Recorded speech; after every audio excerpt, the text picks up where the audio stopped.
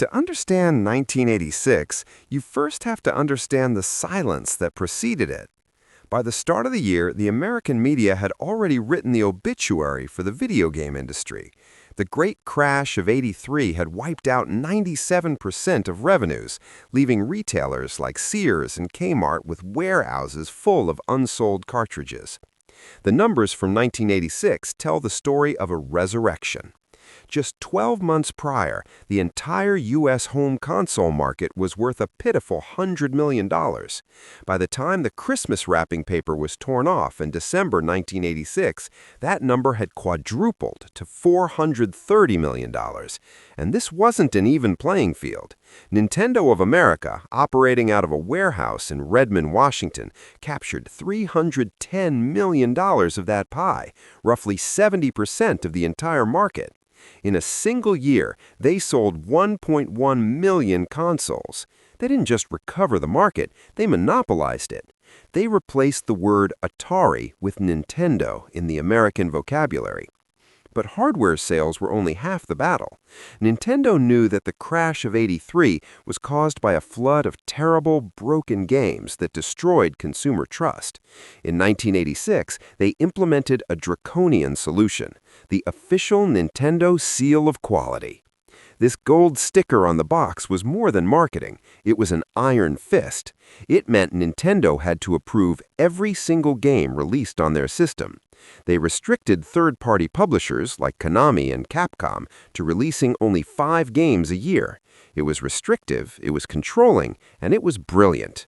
It told American parents that if they bought a game with that seal, it wouldn't be a waste of money. In 1986, trust was the most valuable currency in gaming. But we can't talk about 1986 without mentioning the gamers who never left. While consoles were being resurrected, millions of Americans had simply migrated to the desk.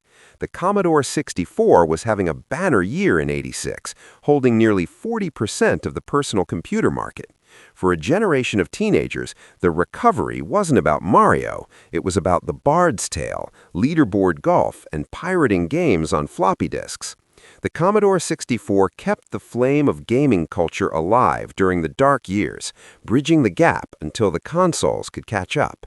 1986 wasn't just the year gaming returned to the TV, it was the year the industry split into 2 distinct tribes, the console gamer and the PC gamer. If 1986 was the year Nintendo saved video games, it was also the year IBM lost control of the computer. For 5 years, IBM and personal computer had been synonyms. If you were a serious business, you bought Big Blue. But in 1986, that reality fractured. For the first time, IBM's share of the very market it created slipped below 50%. The king was no longer the majority ruler of its own kingdom. And it didn't happen because of a single enemy. It happened because of an army. IBM wasn't just fighting one competitor, they were fighting a hydra. By 1986, the Clone Wars had gone nuclear. You had reputable American companies like Tandy and Zenith chipping away at the high end, but the real damage came from below. A flood of no-name Turbo XTs from Taiwan and Korea began hitting American shelves. But the fatal blow in 1986 didn't come from the cheap end of the market. It came from the top. In September, Compaq Computer Corporation did the unthinkable. They released the Deskpro 386. Historically, IBM always led the dance. They released a new machine and everyone else copied it. But Compaq got tired of waiting. They grabbed Intel's powerful new 386 chip and built the world's first 32-bit super PC before IBM did. It was a technological coup. Suddenly, the clone was faster, more powerful, and more advanced than the original. In 1986, IBM went from being the innovator to being the slow-moving dinosaur chasing its own tail. So on September 9th, Compaq unveiled the Deskpro 386. It looked like a standard beige box, but under the hood, it was a Ferrari engine inside a minivan. Running at 16 megahertz, it wasn't just fast, it was alien. It could perform 4 million operations per second, 3 times faster than IBM's top-of-the-line PCAT. To the average user, it was overkill. To software developers and office users, it was a revelation. It didn't just run spreadsheets, it annihilated them. But this power came with a price tag that made eyes water. The base model started at $6,499. That's about $18,000 in today's money, and yet they couldn't build them fast enough. The release of the Deskpro 386 was more than a product launch, it was a coup. For the first time in history, the most powerful personal computer on Earth did not have an IBM logo on the front. By the time IBM finally stumbled to market with their own 386 machine, nearly a year later, the war was already over.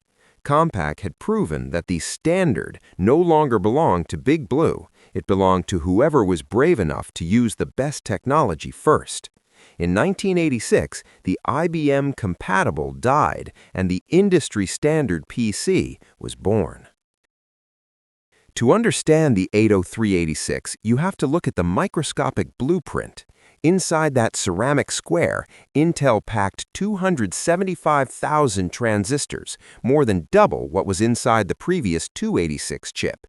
It was manufactured using a 1.5-micron process, a level of miniaturization that was cutting edge for 1985-86.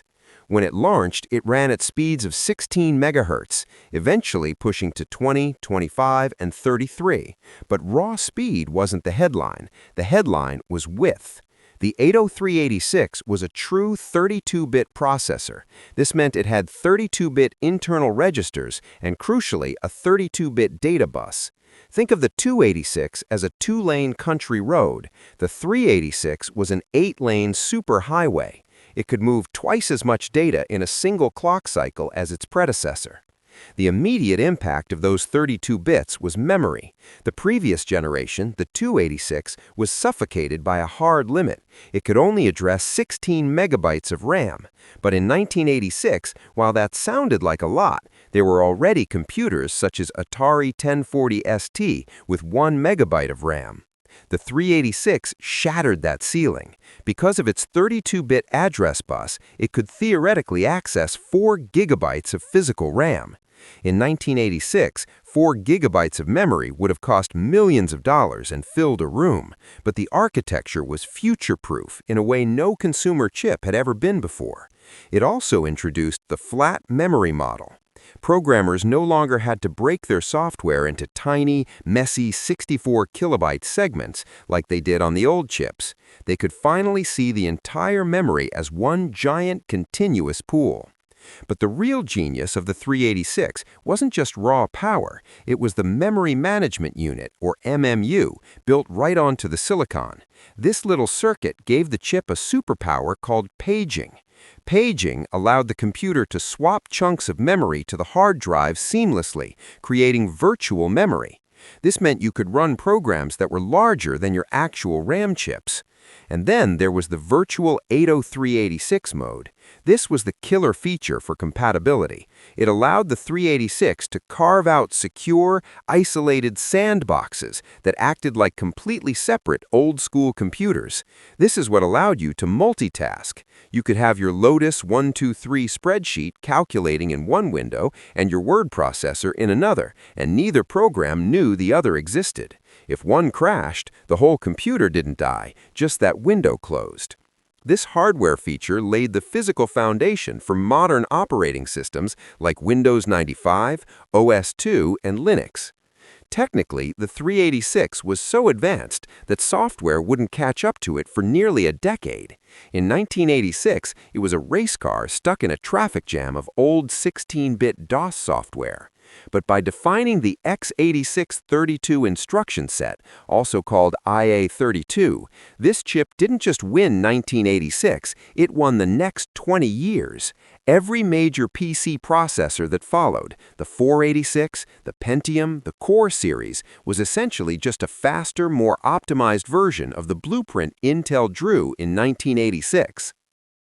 Also released in the same year, despite the nostalgia, the Apple IIGS was effectively a gold-plated tombstone. Released in late 1986, it was a confused machine, a 16-bit shell shackled to an ancient 8-bit architecture. While the Commodore Amiga and Atari ST were offering true multitasking power for half the price, the 2GS was laughably overpriced and intentionally crippled. Apple executives, terrified of hurting the Macintosh, artificially capped its speed at a snail-like 2.8 megahertz. It wasn't a revolution, it was a cynical cash grab designed to milk school budgets one last time before the Apple II was taken out back and shot. In 1986, while Nintendo was conquering the living room and Compaq was rewriting the rules of the PC, a small Canadian company named ATI, Array Technology Inc., quietly solved the biggest headache in computer graphics. At the time, buying a graphics card was a gamble. You had to choose between sharp text with an MDA card, grainy colors with a CGA card, or high-resolution monochrome with a Hercules card. If you brought the wrong monitor or wanted to run software that didn't support your specific card, you were out of luck. The industry was fractured and consumers were paying the price. ATI's answer to this chaos was a product initially called the Graphics Solution, which would soon evolve into the famous Wonder series. Released in 1986, this card was a technological Swiss Army knife. It combined the circuitry of all the major competing standards onto a single board. For the first time, a user didn't need to know the difference between TTL monochrome and RGB color. They just plugged the card in and it worked. It could display CGA color graphics on a monochrome monitor using shades of gray, or run high-resolution Hercules text on a color screen, feats that were previously impossible. This all-in-one philosophy was revolutionary because it decoupled the software from the hardware. In late 1986, ATI doubled down on this concept by preparing the EGA Wonder, a card that would officially hit shelves in early 1987, but was engineered during this pivotal year. The Wonder series didn't just offer better graphics, it offered peace of mind. It effectively ended the format wars for the average consumer and established ATI as the company that championed compatibility over exclusivity, a reputation that would eventually make them a titan in the 3D era decades later. To truly understand the weight of 1986, we can look to Masahiro Sakurai, the legendary creator of Super Smash Bros. And Kirby. In 2024, after decades of developing games and studying the industry's history, Sakurai released a video essay with the definitive conclusion: 1986 was the greatest year in video game history. He calls it the year of legend. In his analysis, he points out that it is almost statistically impossible for one single year to birth so many genre-defining pillars at once. He lists them off like a roll call of royalty: The Legend of Zelda, Dragon Quest, Metroid, Castlevania, and Kid Icarus. Sakurai argues that this was the year the medium grew up. It was the moment where technology finally caught up to imagination. The introduction of the megabit cartridge and the Famicom disk system allowed developers to stop making simple single-screen loops and start building worlds. He notes that without the hardware leaps of 1986, the expansive nature of modern gaming simply wouldn't exist. For Sakurai, 1986 wasn't just a good year on the calendar, it was the Big Bang that created the universe we are still playing in today. Released in February 1986 alongside the Famicom disk system, The Legend of Zelda was a radical departure from the arcade sensibilities that had defined the previous decade. Shigeru Miyamoto and Takashi Tezuka designed the game as a direct antithesis to Super Mario Bros. Where Mario was linear and athletic, Zelda was non-linear and cerebral. Miyamoto drew inspiration from his childhood in Sonobe, Japan, exploring forests, caves, and hillsides without a map, discovering hidden lakes and secrets on his own terms. He wanted to translate that feeling of miniature gardening, a sense of cultivating a world and discovering its secrets, into a digital format. The game dropped the player into the land of Hyrule with no instructions, a wooden sword, and total freedom. You could walk in any direction, stumble into dungeons you weren't ready for, and uncover secrets that required genuine problem-solving rather than twitch reflexes. The technical innovation of 1986 was just as important as the design. Because the Famicom disk system utilized rewritable media, and later the cartridge version used a battery-backed RAM chip, The Legend of Zelda became the first console game where players could save their progress. This was a monumental shift in how games were consumed. It allowed for a massive, sprawling world that didn't need to be beaten in a single sitting. This long-form gameplay gave birth to the action-adventure genre.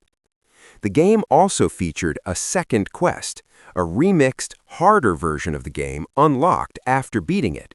A feature included simply because the developers had used only half the memory space and wanted to fill the disk. Zelda proved that video games could be epic journeys, not just quarter-munching diversions.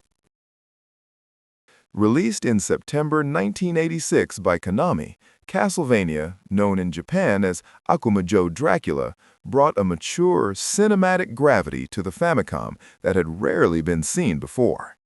While most platformers of the era were trying to copy the slippery, momentum-based physics of Super Mario Bros., Castlevania went in the opposite direction. The protagonist, Simon Belmont, moved with a deliberate, heavy stiffness. He walked slowly, and once a player committed to a jump, they could not change direction in midair. This commitment mechanic turned every enemy encounter and platforming gap into a tactical decision rather than a test of speed. The whip mechanism also introduced a delay, requiring players to anticipate enemy movements rather than simply reacting to them. This design philosophy created a game that was punishingly difficult but fair, rewarding mastery and pattern recognition over luck. Aesthetically, the game was a love letter to the classic universal horror films of the 1930s and 40s.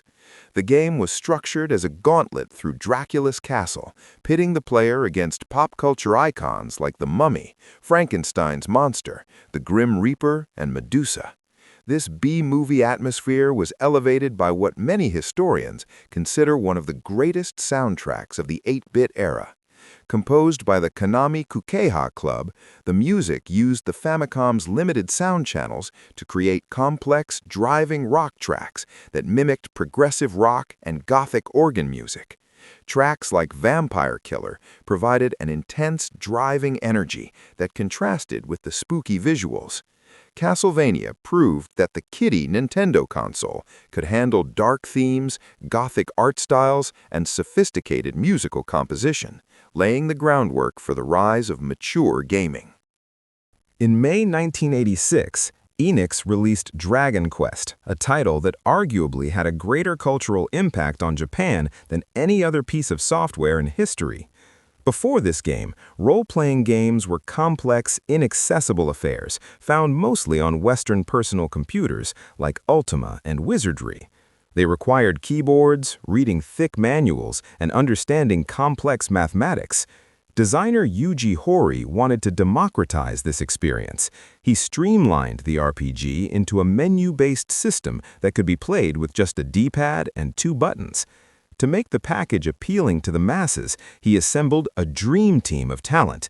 The art was designed by Akira Toriyama, the creator of Dragon Ball, and the score was composed by classical musician Koichi Sugiyama.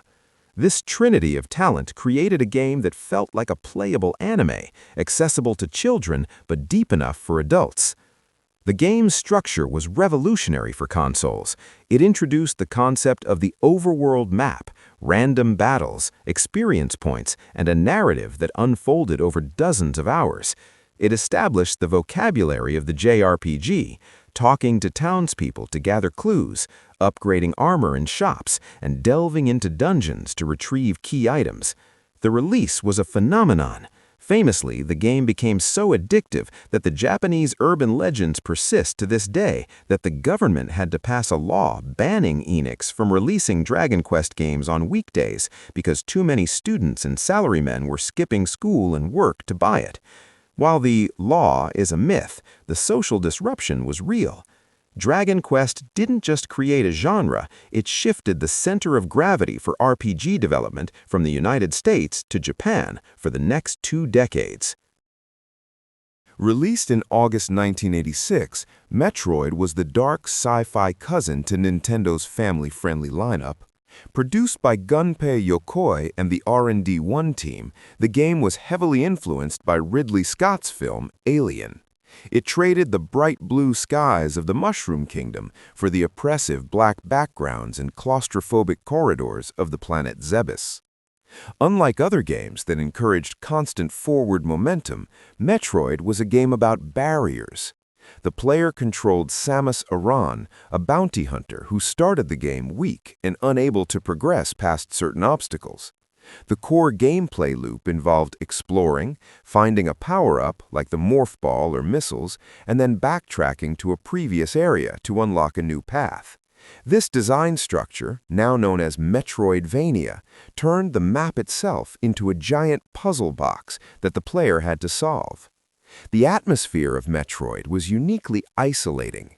The music, composed by Hirokazu Tanaka, eschewed catchy melodies for dissonant, atmospheric bleeps and hums that made the player feel truly alone on a hostile world. But the game's most famous contribution to history was its ending. If the player completed the game in under a certain time, Samus would remove her power suit, revealing that the badass, heavily armed protagonist was a woman. In 1986, an era dominated by muscle-bound male action heroes, this was a genuine shock to the system. It challenged gender norms in gaming and established Samus Aran as the first lady of video games. Metroid proved that 8-bit games could evoke feelings of dread, isolation, and mystery, expanding the emotional palette of the medium. Released in December 1986, Kid Icarus is often viewed as the eccentric sibling to Metroid. Both games were developed by the same division, used the same game engine, and shared a password system. However, where Metroid focused on exploration, Kid Icarus focused on vertical peril. The game was loosely based on Greek mythology, starring the angel Pit on a quest to save the goddess Palutena. The first third of the game was a grueling vertical climb out of the underworld. If the player scrolled the screen up, the platforms below disappeared. Falling meant instant death. This unforgiving difficulty curve earned the game a reputation as one of the hardest titles in the NES library. The game was also notable for its bizarre sense of humor, featuring enemies like the Eggplant Wizard, who could turn the player into a walking vegetable, rendering them unable to attack. Despite its difficulty, Kid Icarus was innovative in how it blended genres. It wasn't just a platformer, it incorporated light RPG elements. Pit collected hearts from defeated enemies, which acted as currency to buy items in shops or bribe the gods for strength upgrades. The game also changed perspective, shifting from vertical platforming to horizontal scrolling, and finally to a side-scrolling shooter mechanic for the final boss fight against Medusa. While it didn't achieve the same commercial smash hit status as Zelda or Mario, Kid Icarus garnered a dedicated cult following. It stands as a testament to Nintendo's willingness in 1986 to experiment with genre mashing, combining platforming, shooting, and RPG mechanics into a strange, challenging package. While home consoles were exploring depth and duration, the arcade scene of 1986 was mastering the art of spectacle, and Sega's OutRun was the crown jewel. Designed by the visionary Yu Suzuki, OutRun was not a racing game, it was a driving game. Suzuki famously stated that he wanted to capture the feeling of driving a luxury car across the European coast with a beautiful passenger, prioritizing the experience of the journey over the stress of competition. The game utilized Sega's proprietary superscalar technology, which allowed thousands of 2D sprites to scale smoothly in and out of the screen. This created a fluid pseudo-3D effect that was blistering fast and visually stunning, simulating hills, curves, and dips in the road with a realism that no home console could hope to match. The arcade cabinet itself was a major part of the allure. The deluxe version was a sit-down hydraulic beast that physically banked and shook in sync with the steering wheel, immersing the player in the G-forces of the drive. Musically, OutRun was groundbreaking. It was one of the first games to let the player choose their own soundtrack via an in-game radio dial, featuring iconic laid-back jazz fusion tracks like Magical Sound Shower and Splash Wave. The game also featured a non-linear structure with branching paths. At the end of each stage, the road split, allowing players to choose their own route through different environments, from deserts to vineyards, leading to 5 different endings. OutRun defined the blue sky aesthetic of Sega and remains a symbol of 80s optimism and cool. Taito's Bobble, released to arcades in 1986, was a masterclass in cooperative game design. In an era dominated by military shooters and aggressive martial arts games, Bobble was unapologetically cute. Players controlled Bub and Bob, 2 dragons who could blow bubbles to trap enemies. Once trapped, the player had to pop the bubble with their spines to defeat the foe, turning them into fruit for points. Beneath this simple, sugary exterior lay a game of immense depth. There were 100 levels, a staggering amount for an arcade game, and the mechanics for bubble movement, riding bubbles to reach high platforms, and chaining enemy kills were surprisingly complex. It became a favorite among power gamers who competed for high scores by memorizing the complex spawning algorithms of items. However, the game's true legacy is its focus on friendship. Bobble is widely considered one of the first games to truly enforce cooperative play. While you could play it alone, the game subtly punished you for it. The true ending of the game was locked behind a requirement to clear all 100 levels with 2 players alive. If a solo player reached the final boss, the game would display a message telling them to come here with your friend and loop them back to previous levels. This social engineering made the cabinet a massive hit in arcades as it forced players to recruit partners. Coupled with one of the most infectious, looping earworm soundtracks in gaming history, Bobble proved that soft, cooperative gameplay could be just as profitable as violent competition. The game known today as The Lost Levels is perhaps the most fascinating failure of 1986. Released in Japan on the Famicom Disk System simply as Super Mario Bros. 2, it was designed by Miyamoto as a challenge to the players who had mastered the original 1985 game. It looked almost identical to the first game, but featured a difficulty curve that bordered on sadistic. It introduced poison mushrooms that looked like power-ups but would kill or shrink the player, gusts of wind that blew Mario off ledges, and jumps that required pixel-perfect precision on a specific frame. It was a game designed for the hardcore elite, effectively the first Kaizo Mario game, punishing the player for trusting the mechanics they had learned a year prior. The historical significance of this game lies in its rejection. When Howard Lincoln, the head of Nintendo of America, tested the game, he was horrified. He believed the game was unfairly difficult and visually too similar to the first game, fearing it would alienate American children and crash the recovering U.S. market. He famously told the Japanese headquarters that the game would not be released in North America. This decision forced Nintendo to scramble for a replacement sequel for the US, eventually leading them to take a completely unrelated Arabian-themed game called Yume Kojo Doki Doki Panic, replace the characters with Mario sprites, and release that as Super Mario Bros. 2 in the West.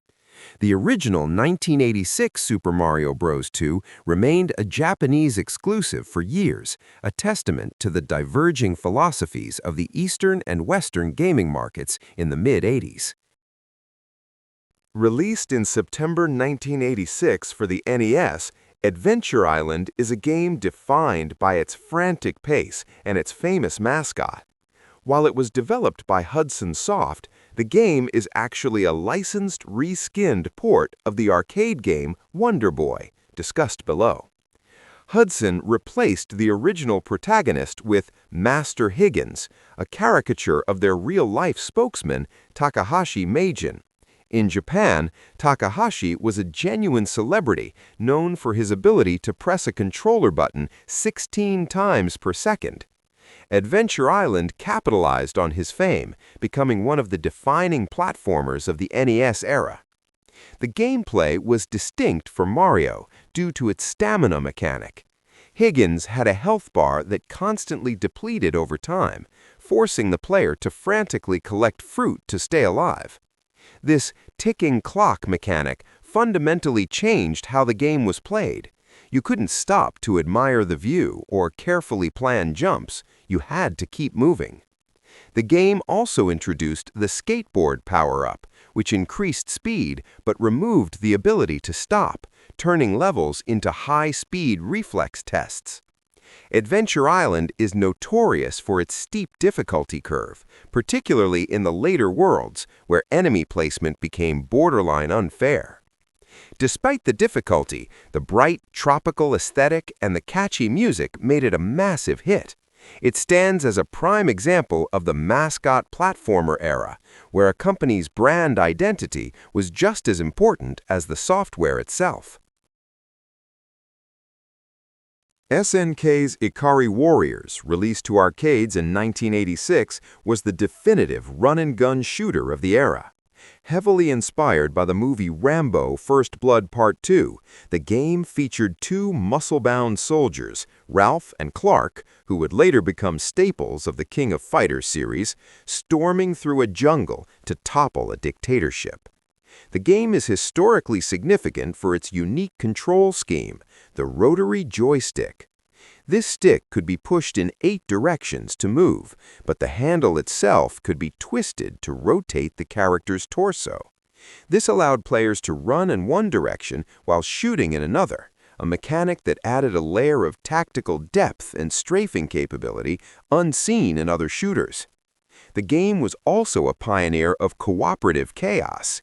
It was designed to be played with a friend, and the sheer volume of bullets, tanks, and explosions on screen was designed to drain quarters at a rapid pace.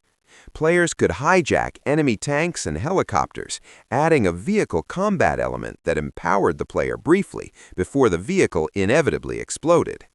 While the NES port was famously clunky and slow, the arcade original was a visceral, loud, and aggressive experience that perfectly captured the 1980s obsession with the one-man army action hero. It solidified SNK's reputation for creating high-octane, arcade-perfect action games. Developed by Westone, originally Escape, and released by Sega in arcades in 1986, Wonder Boy is the genetic father of Adventure Island. The game starred Tom Tom, a tribal boy trying to rescue his girlfriend Tina.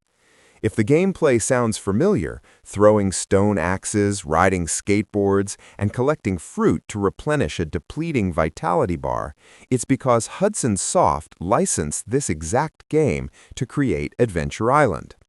However, the original arcade version of Wonder Boy is often cited as the superior technical experience, featuring more detailed sprites and smoother scrolling than its NES clone. It was a game of momentum. The character had a slippery feel that required players to master the physics of inertia, especially when dashing. Wonder Boy is historically important because it spawned one of the most confusing franchises in gaming. While the first game was a pure linear platformer, its sequels, beginning with Wonder Boy in Monsterland, would pivot to become action RPGs with swords, shields, and shops. This makes the original 1986 Wonder Boy a unique outlier in its own series. It was a pure arcade endurance test, famous for its hidden dolls that players had to collect to unlock the true ending. Its bright, colorful visuals masked a brutal difficulty that demanded perfection, influencing the design of speed-focused platformers for years to come. Sierra Online's King's Quest III, released in October 1986, was a bold narrative risk for designer Roberta Williams. Instead of playing as the beloved King Graham, players controlled Gwydion, a lowly slave boy trapped in the house of the evil wizard Manannan. The game introduced a real-time clock mechanic that created immense tension. The wizard would leave the house for specific intervals, and the player had to frantically explore, gather ingredients, and cast spells before he returned. If you were caught out of your room or holding a forbidden item when the clock struck, you were instantly killed. This mechanics-driven storytelling was a massive leap forward for the adventure genre. The game is also famous for its brutal copy protection. To cast magic spells, players had to type out long, complex incantations exactly as they appeared in the physical game manual. If you pirated the game and didn't have the book, you couldn't progress. The spellcasting system was unforgiving but immersive, making the player feel like they were actually learning magic. While critics at the time were initially confused by the shift away from King Graham, the emotional payoff, discovering Gwydion's true identity as the lost Prince Alexander, set a new standard for storytelling in computer games. It proved that sequels didn't just have to offer more of the same. While King's Quest took itself seriously, Space Quest arrived in October 1986 to poke fun at everything. Created by the two guys from Andromeda, Scott Murphy and Mark Crow, the game introduced Roger Wilco, a cosmic janitor who would rather be napping in a closet than saving the universe. This was the anti-hero the industry needed. Space Quest was a parody of Star Wars, Star Trek, and pop culture, filled with sarcasm and breaking the fourth wall. It shifted the tone of adventure games from high fantasy to lowbrow comedy. The game was difficult, but unlike King's Quest, the deaths were designed to be funny, encouraging players to fail just to see the gag. Mechanically, it used Sierra's AGI engine, typing commands to interact, but it added arcade-style minigames like riding a skimmer across a desert, which frustrated many adventure purists. However, the game's charm lay in its everyman protagonist. Roger Wilco wasn't a chosen one, he was just a guy in the wrong place at the wrong time.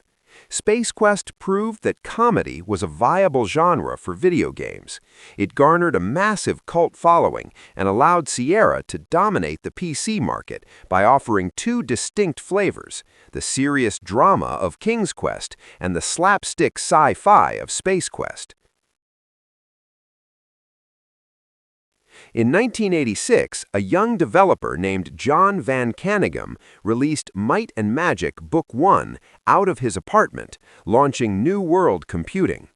While Ultima and Wizardry were the titans of the RPG world, Might and Magic carved out its own space by combining the first-person dungeon crawling of Wizardry with the vast open-world exploration of Ultima. The game was massive. It featured over 50 explorable areas, including outdoor forests, mountains, and castles, all mapped on a grid system. It was one of the first RPGs to feature a seamless world, where you could walk out of a town and directly into the wilderness without a loading screen or perspective change. The game was unapologetically technical and difficult. Players controlled a party of 6 adventurers, managing race, class, and alignment, which affected how NPCs reacted to you. It was famous for its sheer scale and the cryptic nature of its quests, which eventually blended standard fantasy tropes with science fiction elements, a twist that would become a hallmark of the series. Might and Magic was a triumph of indie development in 1986, proving that a single dedicated creator could build a world that rivaled the biggest commercial releases. It laid the foundation for a franchise that would dominate the Western RPG market for the next decade. In retrospect, 1986 was more than just a recovery, it was a renaissance. It was the year the industry stopped trying to merely replicate the arcade and started building worlds. Whether it was the battery backup of Zelda allowing us to save our progress, the raw power of the Compaq 386 defining the modern PC, or the atmospheric storytelling of Metroid, this was the moment the medium found its soul. We often focus on the crash of 1983, but we rarely celebrate the big bang that followed just 3 years later. The franchises born in these 12 months, from Dragon Quest to Castlevania, are not just history, they are the pillars that still hold up the industry today. 1986 didn't just save video games, it defined them forever. It was a year defined by excess, stock market crashes, and heavy metal. But before we can talk about the games that defined the year, we have to talk about the hardware and the money that changed the rules forever. Because 1987 was the year the PC grew up. It started with the money.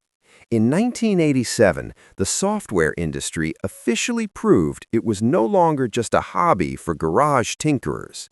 Just days before the infamous Black Monday market crash, Microsoft's stock surged.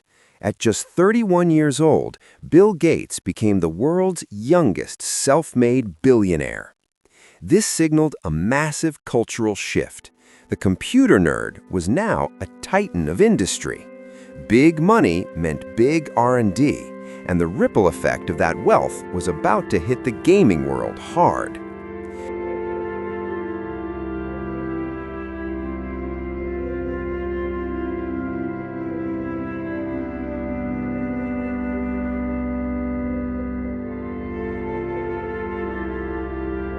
The timing for Bill Gates, however, was incredibly dramatic.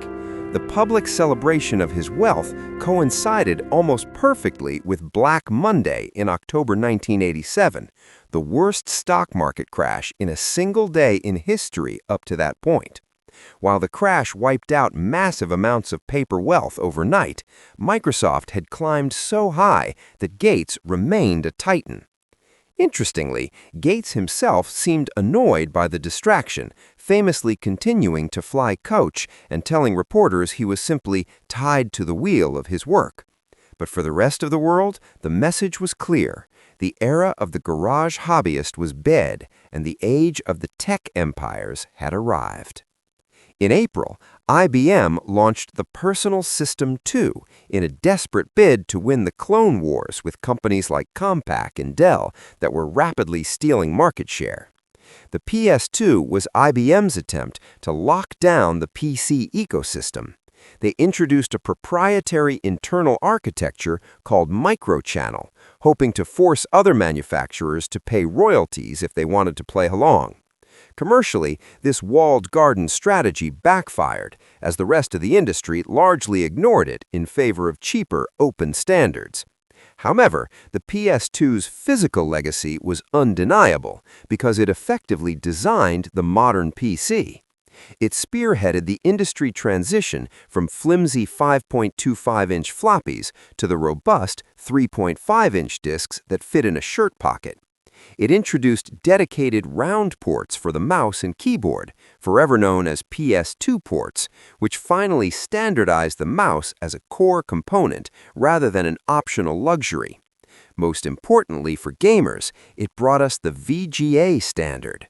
While the specific PS2 computer eventually faded, the DNA it introduced in 1987 became the universal standard for the next 2 decades of computing.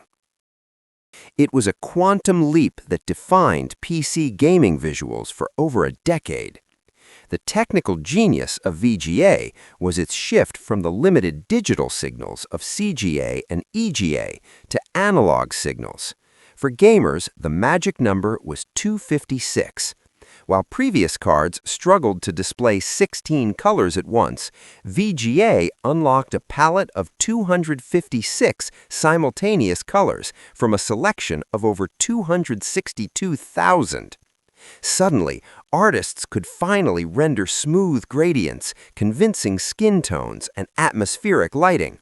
A sunset could fade from orange to purple, and a dungeon could look shadowy rather than just black. This chip laid the visual groundwork for the golden age of point-and-click adventure games, and eventually the first wave of first-person shooters.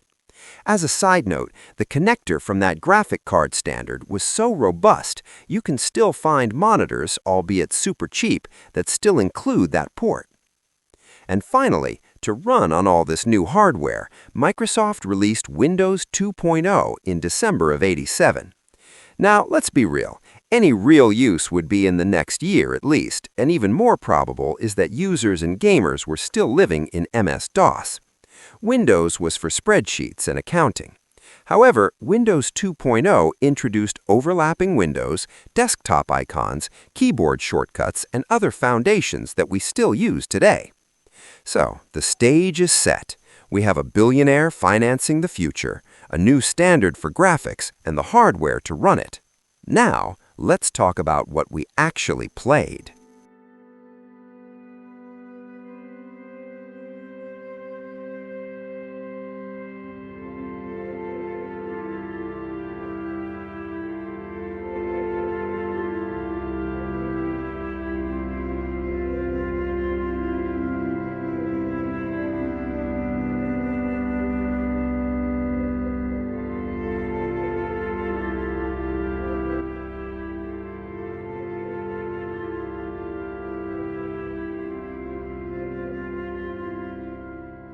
In February 1987, Konami's Contra redefined the side-scrolling shooter by taking the run-and-gun formula and injecting it with pure 80s testosterone. It was a shameless, glorious pastiche of Hollywood's biggest hits. The heroes, Bill Reiser and Lance Bean, were thinly veiled clones of Schwarzenegger and Stallone, battling aliens that looked suspiciously like the xenomorphs from Ridley Scott's films. Technically, Contra was a beast. While famous for its side-scrolling action, the 1987 arcade version wowed players with base levels that utilized a pseudo-3D perspective, putting the camera behind the character's back as they stormed through electric tunnels. It was visually distinct and incredibly fast-paced compared to the slower shooters of the previous years. But the game's true legacy was its difficulty and cooperation. Contra was brutal, a one-hit kill nightmare designed to devour quarters at a record pace. It forced players to rely on the two-player simultaneous cooperative mode, creating a bond between gamers that few other titles could match. While the NES port would later introduce the famous Konami code and cement its legendary status in the home, the 1987 arcade cabinet is where the war began. It set a new bar for action intensity, proving that games could finally match the explosive spectacle of the cinema. In August 1987, Capcom released the original Street Fighter, a title that technically invented the modern fighting game genre, but is often remembered more as a clumsy prototype than a classic. While Street Fighter II would later become a global phenomenon, the first entry was a strange, experimental beast that introduced us to Ryu and Ken, though back then, Player 1 was forced to be Ryu, and Player 2 was forced to be Ken. The most fascinating aspect of the 1987 arcade cabinet was the control scheme. The deluxe cabinets didn't have the 6-button layout we use today. Instead, they featured two massive, pressure-sensitive, pneumatic rubber pads. The gimmick was literal physical impact. If you wanted a light punch, you tapped the button. If you wanted a heavy punch, you had to smash the pad as hard as you could. Unsurprisingly, this led to strained hands and machines breaking down constantly, forcing Capcom to eventually replace them with the standard 6-button layout. Gameplay-wise, it was notoriously unforgiving. This game introduced the now iconic special moves, the Hadoken, Shoryuken, and Tatsumaki Senpukyaku, but executing them was almost impossible due to incredibly strict input timing. However, if you did manage to pull one off, it was devastating, often draining 40% of an opponent's health in a single hit. It was rough, difficult, and physically exhausting, but it laid the essential groundwork for the revolution that would arrive 4 years later. Released in Japan in January 1987, Zelda 2: The Adventure of Link stands as a bold and controversial sequel in gaming history. Fresh off the massive global success of the original top-down adventure, Nintendo did the unthinkable. They changed the genre entirely. Instead of a safe iteration, Zelda 2 swapped the exploration focus for a side-scrolling action platformer hybrid, creating a jarring shift that still divides fans today. The game was a strange fusion of Super Mario physics and Dragon Quest statistics. While players still traversed a top-down overworld map, entering a town or touching an enemy shifted the perspective to a side-scrolling view. Here, the game introduced some RPG mechanics that the series would largely abandon afterward. Players had to earn experience points to level up their attack, magic, and life stats. The combat was a mix of tactics and speed, relying on a high-low blocking mechanic that demanded split-second reflexes, particularly against the notoriously difficult Iron Knuckles. Zelda 2 is often remembered as the black sheep of the franchise due to its brutal difficulty and radical departure from the formula. It introduced a finite life system and punishing game overs that sent players all the way back to the start of the game. It proved that in 1987, Nintendo wasn't afraid to take massive risks with their biggest properties. In June 1987, the Japanese PC market received a masterpiece that redefined the action RPG. Nihon Falcom's Ys 1, Ancient Ys Vanished. At a time when the genre was becoming synonymous with crushing difficulty and obscurity, looking at you, Hydlide, Falcom marketed Ys with a revolutionary tagline: "Now, RPGs are getting kind." They stripped away the frustration to focus on flow, speed, and story. The game introduced the world to Adol Christen, the red-haired adventurer, and the bump combat system borrowed from Hydlide.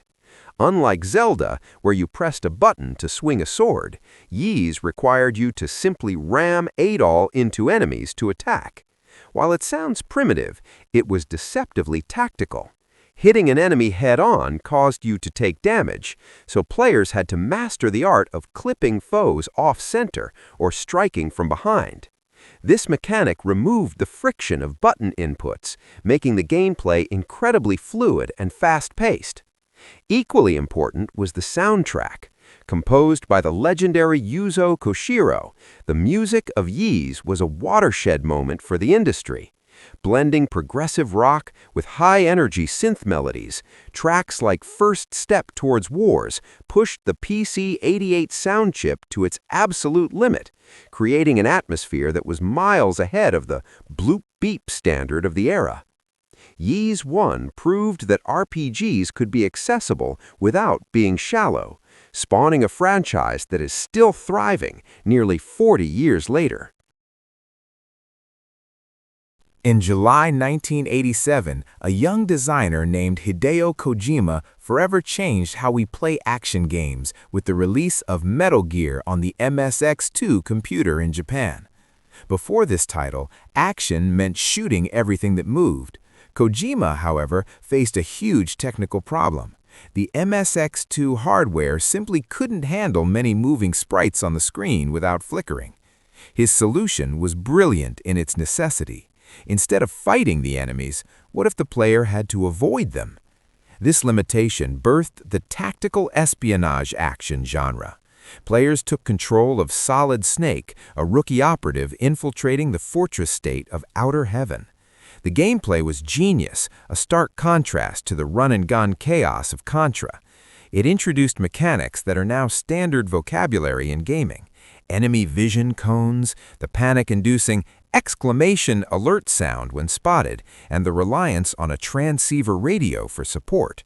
You weren't an invincible super soldier, you were vulnerable, forced to memorize patrol patterns and hide in trucks to survive.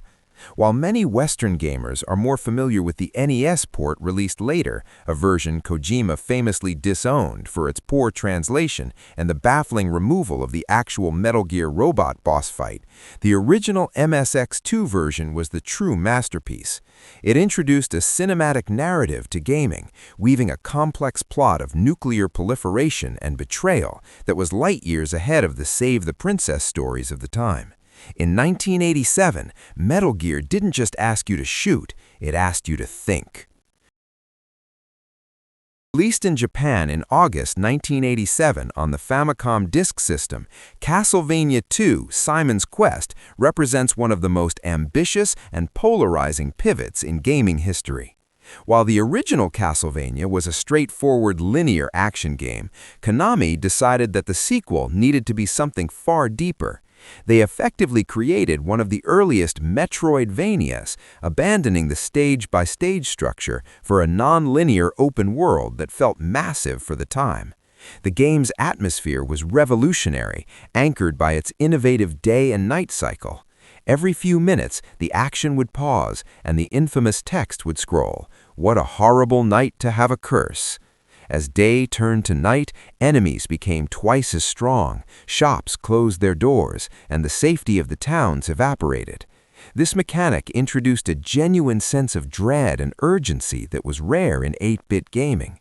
It also shifted the mechanics toward an RPG style.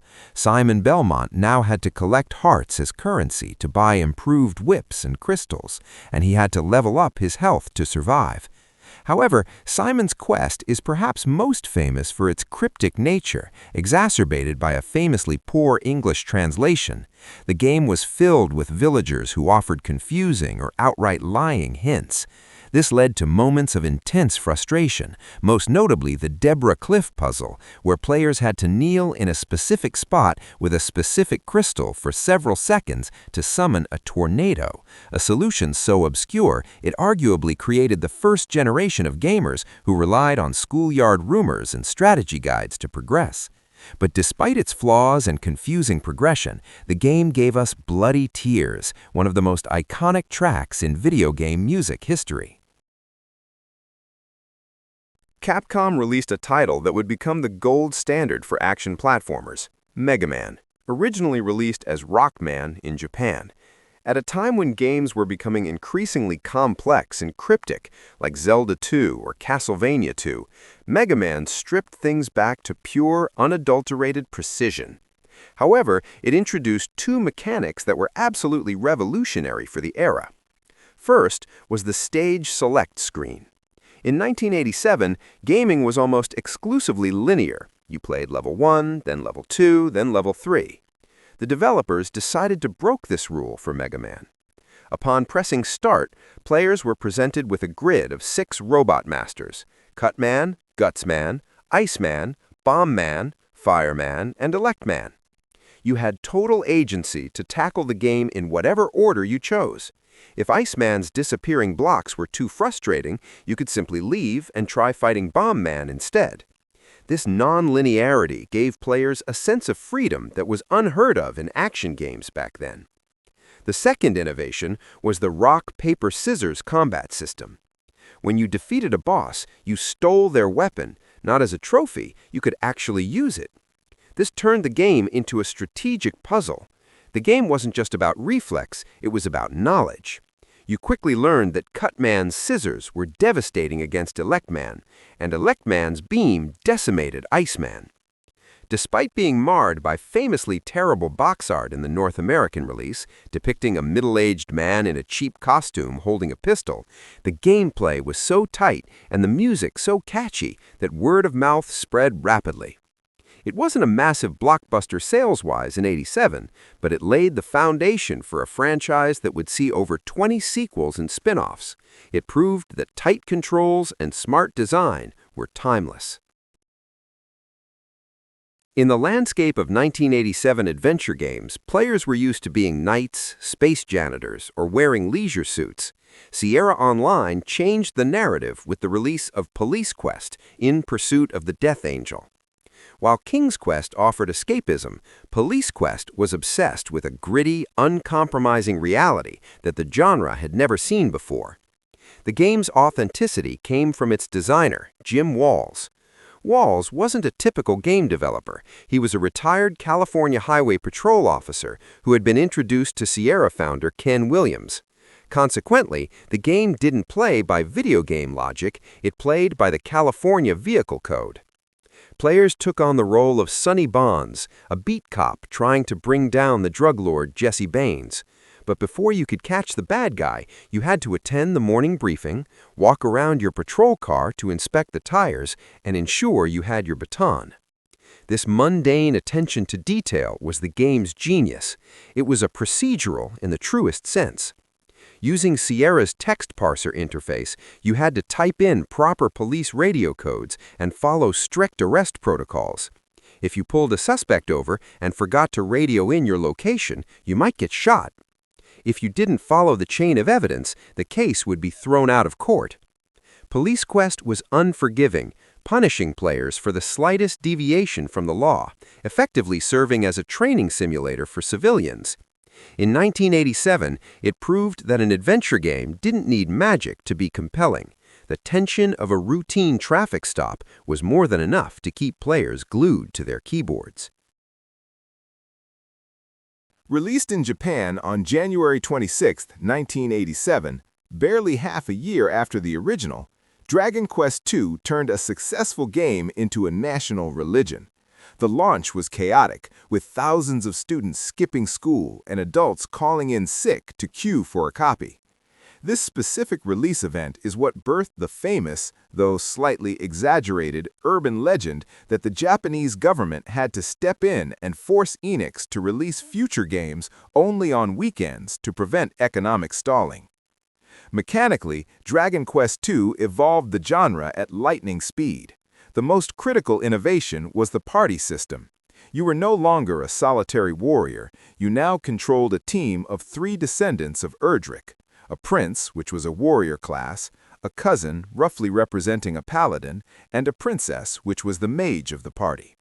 This introduced team-based strategy to console RPGs for the first time, forcing players to manage healing and attack spells across multiple characters mid-battle. The scale of the game was also mind-boggling for 1987. In a brilliant stroke of design, the developers made the entire map of the first game appear in this sequel as just a tiny, insignificant island. The game also introduced a ship, giving players the freedom to sail the open seas and explore a non-linear world. However, Dragon Quest II is also remembered for its crushing, often unfair difficulty. Due to a rushed development cycle, the game wasn't perfectly balanced. The final stretch, particularly the notorious Cave to Ron, is legendary among retro gamers as one of the most brutal gauntlets in history, filled with enemies that could wipe out your party instantly with the thwack spell. Despite the pain, it sold 2.4 million copies, cementing the JRPG as the dominant genre in Japan. Faxanadu stands as the NES's great unsung hero, a cult classic that lived in the shadow of Zelda 2, but arguably executed the side-scrolling RPG formula with more finesse. The title itself is a clumsy portmanteau of Famicom and Xanadu, signaling its status as a spin-off of Nihon Falcom's prestigious Dragon Slayer PC series, adapted by Hudson Soft for the console market. Visually, Faxanadu was unlike anything else on the shelf. While 1987 was usually defined by the bright primary colors of Super Mario or Mega Man, this game was awash in earthy browns, ochres, and muted greens. The setting was the colossal World Tree, and the aesthetic conveyed a sense of ancient decay and organic mystery. You weren't just exploring a castle, you were navigating a dying ecosystem filled with mist and monsters. This melancholy atmosphere was amplified by a hauntingly Baroque soundtrack that remains one of the system's best. Mechanically, it was a robust action RPG that avoided the jarring perspective shifts of Zelda 2. Players had to manage a delicate economy, grinding for gold to purchase keys, the wall-breaking mattock, and increasingly powerful magic. Instead of a traditional level-up system, players visited gurus to increase their rank, or mantra, a title that dictated the maximum amount of gold they could carry and provided the password to save their progress. For those who played it, the game is best remembered for the wing boots, items that allowed for temporary flight, a moment of pure freedom in a game that felt heavy and grounded. Faxanadu remains a masterclass in 8-bit world-building, proving that a game could be brown, gritty, and absolutely beautiful. On December 18, 1987, a struggling developer named Square threw a Hail Mary that would change the industry forever. The project was Final Fantasy. The popular legend says the name was chosen because Square was facing bankruptcy, and this was their last shot at success. While creator Hironobu Sakaguchi has since clarified that he mostly just wanted a title that sounded cool and abbreviated to FF, the stakes were undeniably high. If this game failed, the company was likely finished. While Dragon Quest had established the JRPG template earlier in the year, Final Fantasy evolved it visually and mechanically. The most striking difference was the perspective. Dragon Quest battles were first-person. You never saw your hero. Final Fantasy introduced the side-view battle system, showing your 4 light warriors on the right facing enemies on the left. Seeing your characters actually swing their swords and cast spells made the combat feel significantly more dynamic and cinematic. The game also offered unprecedented freedom. Instead of a preset hero, the game asked you to assemble your own party of 4 from 6 distinct classes: fighter, thief, black belt, and the red, white, and black mages. This class system meant 2 players could have wildly different experiences. One might cruise through with a balanced team, while another struggled through a challenge run of 4 white mages. Perhaps most memorable was its cinematic flair. In a move that blew players' minds, the game's title card and opening credits didn't roll until you had already played the first mission and crossed the bridge from Cornelia. Accompanied by Nobuo Uematsu's sweeping score, it signaled that an epic journey had truly begun. Final Fantasy didn't just save Square, it created the other half of the RPG duopoly that would rule Japan for decades. When we think of the golden age of retro gaming, our minds usually drift to the early 80s arcade boom or the mid-90s 3D revolution. But there is one specific year that acted as a massive, seismic bridge between the past and the future. The NES was dominating the living room, but bubbling just beneath the surface, the foundations of modern gaming were being poured. In this video, we're going back to 1988 to look at the hardware, the operating systems, the industry standards, and the games. In this first part, we are going to talk about the birth of a 16-bit legend, the quiet rise of Windows, a massive upgrade to MS-DOS, and the formation of an alliance that saved PC graphics from total chaos. Let's dive in. By late 1988, gamers were hungry for the next big thing. The 8-bit era was great, but arcades were still leagues ahead of home consoles in terms of graphics and sound. Sega decided it was time to bring the arcade into the living room. On October 29, 1988, Sega launched the Mega Drive in Japan. We'd later come to know it as the Genesis in North America. This wasn't just a minor upgrade, this was a technological beast. Sega built the Mega Drive around the Motorola 68000 processor. If that sounds familiar, it's because it was the exact same processor powering Sega's massive arcade cabinets at the time, like the System 16 board. So let's dive deeper.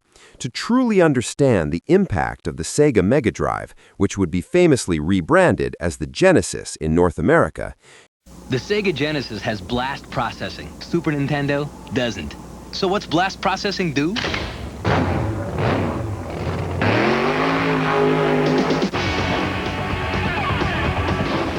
have to look at the massive leap it represented over its predecessor, the Sega Master System. Designed by a hardware R&D team led by Masami Ishikawa and Hideki Sato, the Genesis was built from the ground up to solve a specific problem. Sega's Master System, despite being a highly capable 8-bit console, was getting absolutely crushed by the Nintendo Entertainment System in Japan and North America. Ishikawa and Sato knew they couldn't just build another standard console. They needed to bring the authentic, high-speed arcade experience straight into the living room. The key to this revolution was the architecture. The Master System ran on an 8-bit Zilog Z80 processor. It was great for the early to mid-1980s, but it struggled to handle massive, complex sprites and fast-scrolling backgrounds. The Genesis, however, was a true 16-bit powerhouse. At its heart was the Motorola 68000 CPU running at 7.6 MHz. This was a legendary piece of silicon, the exact same chip that powered high-end personal computers like the Amiga and the Apple Macintosh, as well as Sega's own successful System 16 arcade cabinets. By using this architecture, Sega made it incredibly easy for developers to port massive arcade hits directly to the home console with minimal compromises. The differences between the Master System and the Genesis were night and day. Visually, the Master System could only display 32 colors on screen simultaneously, from a palette of 64. The Genesis doubled that on-screen count to 64 colors from a much richer palette of 512, alongside significantly higher resolutions and the ability to display up to 80 sprites on screen at once without massive slowdowns. Then there was the audio. The Master System relied on a basic programmable sound generator, producing standard, relatively simple 8-bit bleeps and bloops. The Genesis introduced the Yamaha YM2612 FM synthesizer chip. This gave the console its legendary, gritty, metallic, bass-heavy sound, a driving force behind the iconic, fast-paced soundtracks of games like Sonic the Hedgehog and Streets of Rage. Interestingly, Sega didn't just throw the Master System's old Zilog Z80 chip out. They kept it inside the Genesis to act as a co-processor for sound management. As a brilliant side effect, this meant the Genesis was actually perfectly backwards compatible with Master System games on a hardware level, which players could easily play using the Power Base Converter add-on. Beyond the silicon, the Genesis brought vital advancements to the physical gaming experience. It popularized the ergonomic, crescent-shaped controller with a dedicated start button and 3 action buttons. This was a massive, comfortable upgrade from the Master System's stiff, rectangular 2-button pad with a pause button awkwardly placed on the console itself. Later in its lifespan, the Genesis architecture allowed for what Sega famously marketed as blast processing. While it was heavily used as an aggressive marketing buzzword, it was based on real tech, the console's direct memory access controller, which could transfer graphics data to the video RAM incredibly fast. This allowed for the lightning-speed scrolling seen in Sonic games, a sense of momentum that rival consoles struggled to replicate without dropping frames. Ultimately, Ishikawa and Sato's 16-bit machine didn't just replace the Master System, it modernized hardware standards, broke Nintendo's absolute monopoly, and kicked off the fiercest, most entertaining console war in video game history. Meanwhile, over in the PC space, things were looking a little blocky. PC gaming was mostly text-heavy or running strictly out of command lines. But in mid-1988, Microsoft released a crucial update, Windows 2.1. To fully grasp the monumental shift that Windows 2.0 and its crucial 1988 update, Windows 2.1, brought to the computing world, we first have to look at the environment they were born into. Since the early 1980s, MS-DOS was the undisputed dominant force in PC computing. However, DOS was strictly a command-line interface. Operating a computer meant staring at a blinking cursor on a black screen and memorizing rigid text commands just to open a file or format a disk. Furthermore, DOS was inherently single-tasking. If you were typing a document and needed to do a complex calculation, you had to save your work, completely close your word processor, launch a calculator program, write down the result, close the calculator, and reopen your document. Microsoft's first attempt to visually streamline this process, Windows 1.0 in 1985, was widely considered a clumsy failure. Heavily restricted by hardware limitations and a desire to avoid legal wrath from Apple, who had popularized the graphical user interface with the Macintosh, Windows 1.0 did not allow application windows to overlap. Instead, windows were tiled side by side. If you opened 3 programs, the screen automatically carved itself into small, cramped, unusable boxes. It was essentially just a graphical shell awkwardly sitting on top of DOS. Windows 2.0, released in late 1987, completely shattered those limitations. Its most defining feature was the introduction of overlapping windows. For the first time on a Microsoft platform, users could freely resize, move, and stack application windows on top of each other, creating the digital desktop spatial metaphor we still use today. Windows 2.0 also introduced desktop icons, standardized keyboard shortcuts like Alt-Tab for switching between programs, and changed the confusing Windows 1.0 terminology of iconize and zoom to the now universal minimize and maximize. It was such a dramatic leap forward in usability that it prompted Apple to file a massive copyright lawsuit against Microsoft, claiming they had stolen the Macintosh look and feel. But the true technological breakthrough arrived in mid-1988 with the release of Windows 2.1. Microsoft realized that PC hardware was evolving rapidly, so they split the operating system into 2 distinct hardware-optimized versions, Windows/286 and Windows/386. Windows/286 was designed to take advantage of the high memory area on Intel 8286 processors. By moving core Windows data into this previously untapped memory space, it freed up precious conventional memory, allowing larger, more complex programs to run without crashing. However, Windows 386 was the absolute game changer, and it represented a massive technological advantage over raw MS-DOS.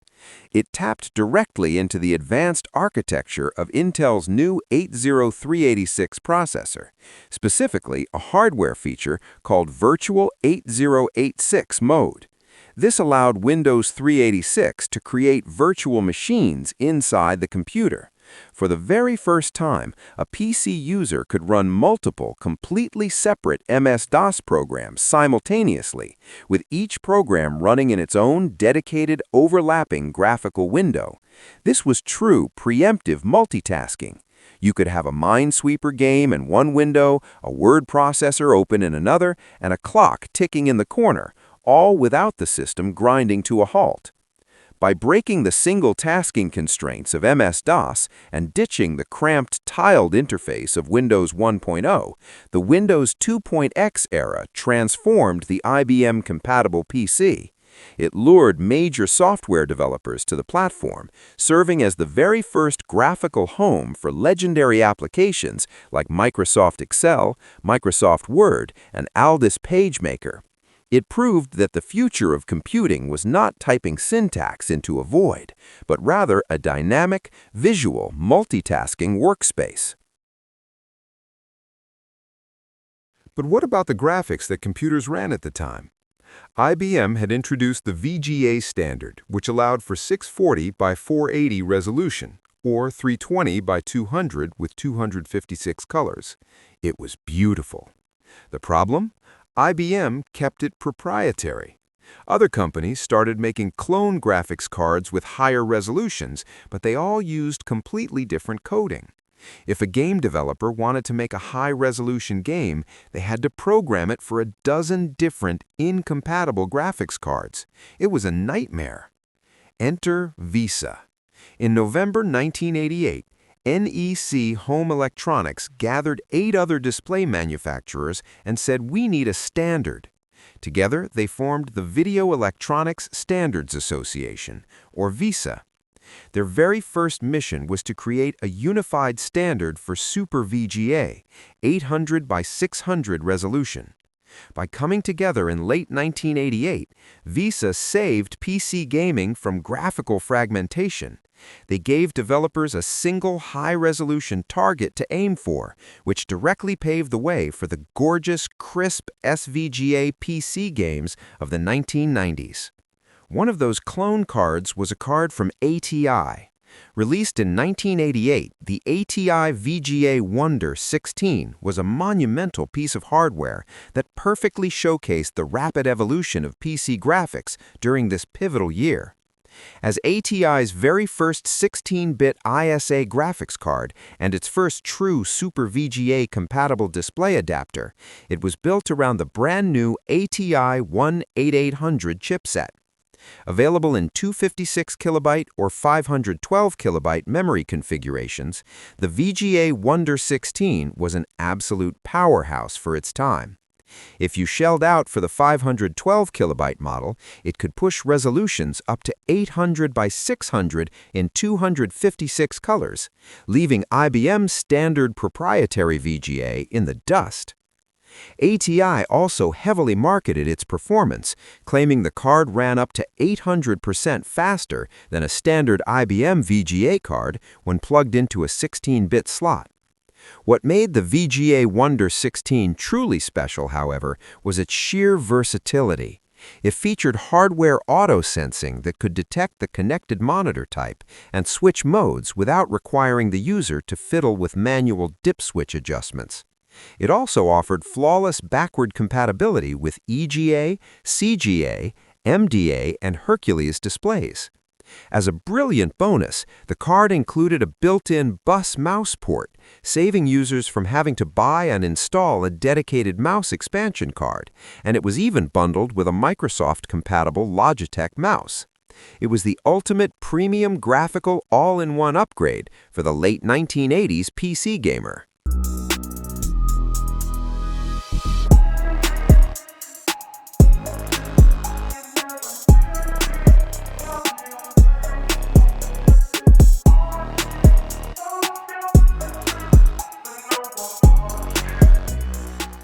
Let's start with a game that almost didn't exist. The original Mega Man, released in 1987, was not a massive commercial success.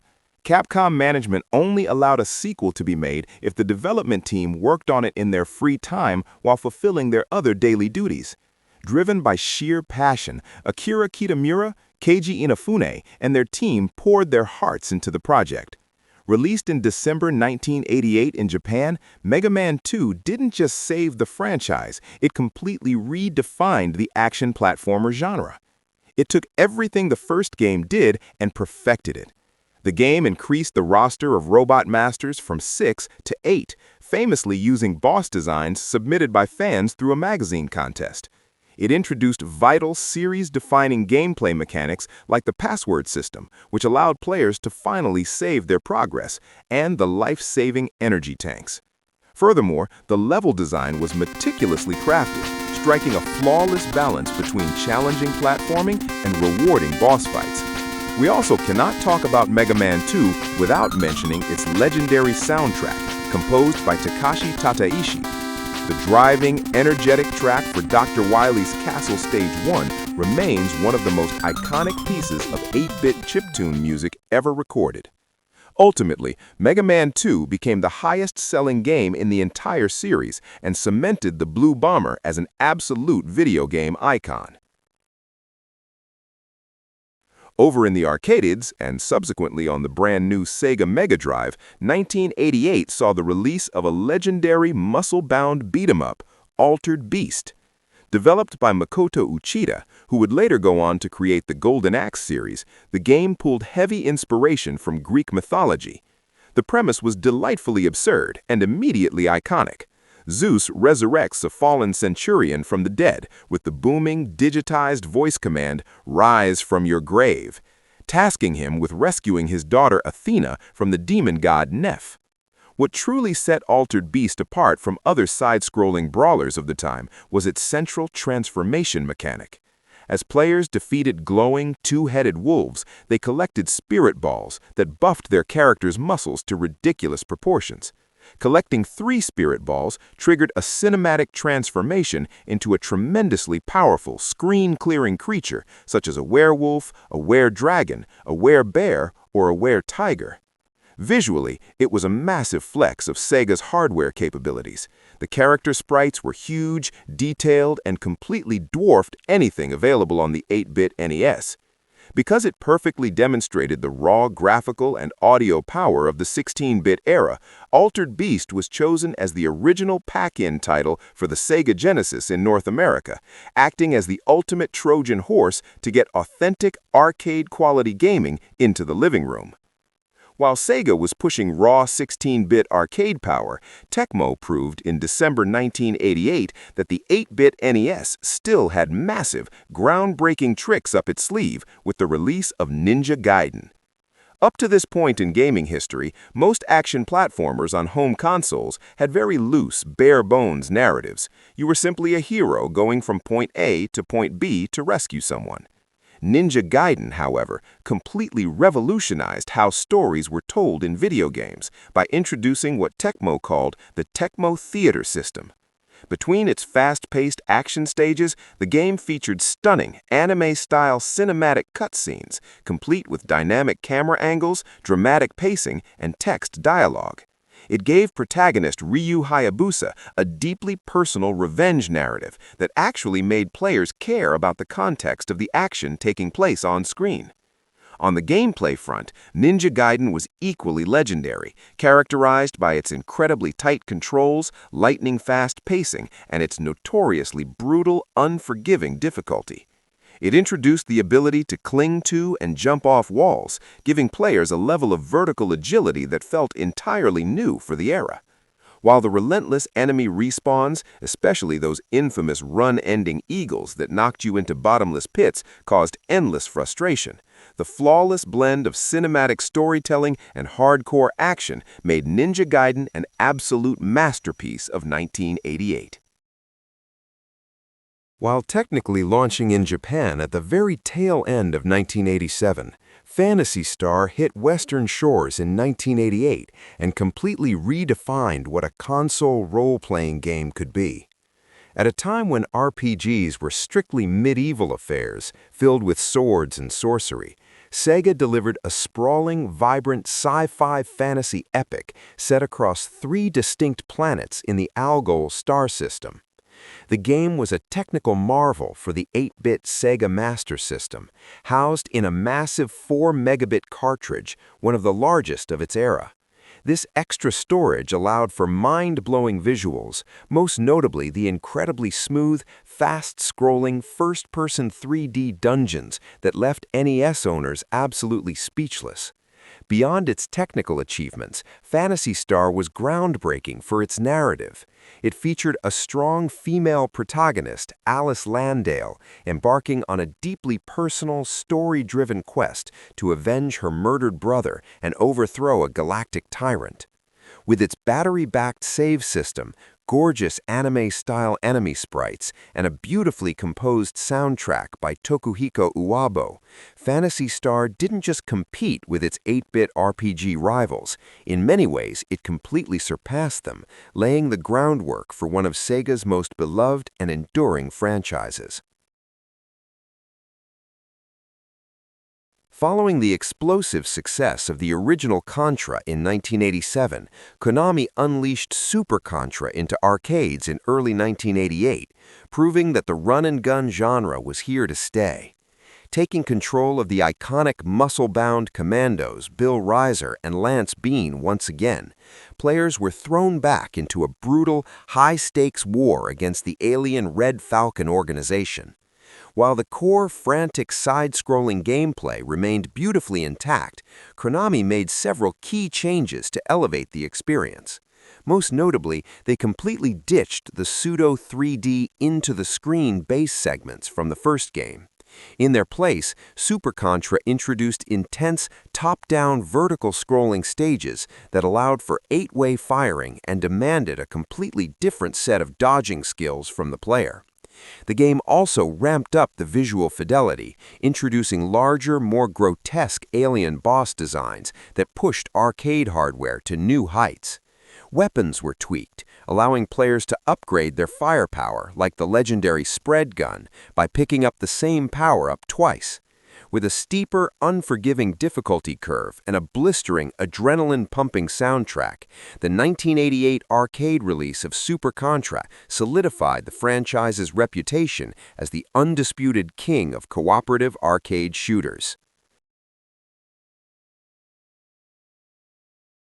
Released by Capcom into arcades in December 1988, Ghouls and Ghosts is an absolute masterclass in challenging game design and technological advancement. As the highly anticipated sequel to the 1985 hit Ghosts and Goblins, this game marked one of the earliest high-profile uses of Capcom's legendary CP System 1 arcade board.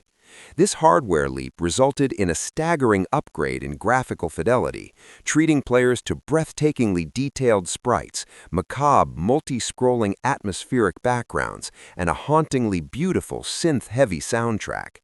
Returning hero Arthur the Knight was given crucial new abilities to survive the nightmare. For the first time, players could shoot directly upward as well as downward while jumping, adding a massive layer of vertical strategy to the combat. The game also introduced the Golden Armor, a spectacular upgrade that allowed Arthur to charge up devastating, screen-clearing magic attacks that varied depending on which weapon he was holding. However, all these upgrades were strictly necessary because Ghouls and Ghosts retained the franchise's soul-crushing, legendary difficulty. True to the sadistic vision of director Tokuro Fujiwara, players who miraculously managed to beat the game were stripped of their victory and forced to play through the entire grueling campaign a second time just to see the true ending and fight the real final boss. In the annals of video game history, the story behind Super Mario Bros. 2 is one of the most fascinating. Released in North America in October 1988, this game was actually fundamentally different from the grueling, ultra-difficult sequel Japan received 2 years prior, later known to the West as The Lost Levels. Deeming the Japanese sequel too punishing for Western audiences, Nintendo famously took a completely unrelated Famicom Disk System game called Yume Kojo Doki Doki Panic, swapped in Mario characters, tweaked the mechanics, and released it to the world as Super Mario Bros. 2. Because of this bizarre origin, the game introduced wildly different mechanics to the Mario universe. Instead of jumping on enemies to defeat them, players had to pluck vegetables from the ground or pick up the enemies themselves to hurl them across the screen. It also gave players the unprecedented choice of 4 distinct playable characters: Mario, Luigi, Toad, and Princess Toadstool, each boasting unique physics like Luigi's signature flutter jump and the princess's invaluable hovering ability. Despite its imposter status, this 1988 release was an incredible commercial success that permanently injected iconic staples into the franchise, including Birdo, Shy Guys, Bob-ombs, and the concept of a health meter. While North America was plucking turnips in Super Mario Bros. 2, Japan was experiencing a legitimate paradigm shift with the release of Super Mario Bros. 3 in October 1988. Directed by Takashi Tezuka and Shigeru Miyamoto, this title didn't just push the 8-bit Famicom (NES) to its absolute technical limits, it completely rewrote the rulebook for 2D platformers. The sheer volume of innovation packed into this cartridge is staggering. It introduced the concept of the interactive world map, allowing players to choose different paths, skip levels, and engage with wandering enemies or toad houses. It also implemented an inventory system where players could store power-ups for later use. Speaking of power-ups, Super Mario Bros. 3 delivered a legendary arsenal, most notably the Super Leaf, which gave Mario a raccoon tail and the unprecedented ability to take flight, blowing the level design wide open with vertical exploration. It also debuted the Frog Suit, the Tanuki Suit, and the Koopalings, who acted as the memorable bosses of each world's airship. With its tight physics, brilliantly diverse stage themes, and peerless pacing, this 1988 Japanese release is widely regarded not just as one of the best games on the NES, but as one of the greatest video games of all time. If there is one game that defines the sheer cultural impact of video games in 1988, it is undoubtedly Dragon Quest III, initially released in North America years later as Dragon Warrior 3. When Enix launched this monumental RPG in Japan in February 1988, it triggered an actual nationwide phenomenon. The hype was so astronomical that massive lines wrapped around city blocks and widespread truancy from students and absenteeism from workers famously forced the Japanese government to urge Enix to only release future Dragon Quest games on weekends. From a gameplay perspective, the hysteria was entirely justified. Yuji Horí's masterpiece perfected the traditional JRPG formula. Its crowning achievement was a deeply customizable class and job system.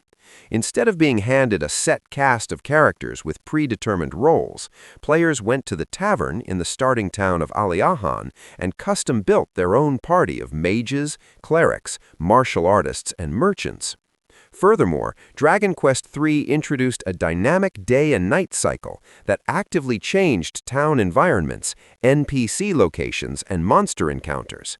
By combining Akira Toriyama's iconic character designs, Koichi Sugiyama's sweeping symphonic score, and a massive globe-trotting world map, Dragon Quest III didn't just top the 1988 sales charts, it solidified the RPG genre as an unstoppable mainstream force in the gaming industry.